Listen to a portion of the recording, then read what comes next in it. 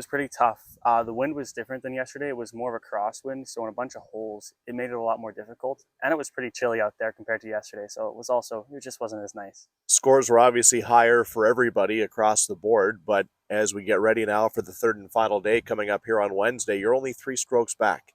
Mhm. How do you look at the approach now to the final 18 holes?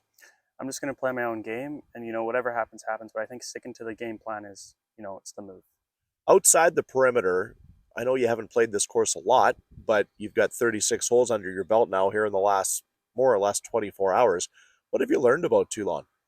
You have to hit it off the tee quite well here. I mean, the approach shots are easier, but off the tee is really the key. I know in junior golf, you guys can, and you love to rip it. Mm-hmm.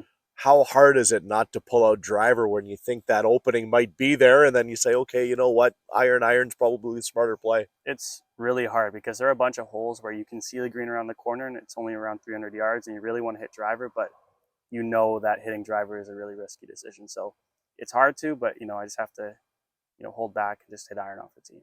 How much more of a challenge can this place be tomorrow, just based on what you've seen through rounds 1 and 2? I mean, it can definitely be a challenge. It really just depends on the conditions because if it's really windy, it gets tough off the tee and it's hard to play this course if it's really windy. Finally, as we mentioned, 3 strokes back with 18 holes remaining.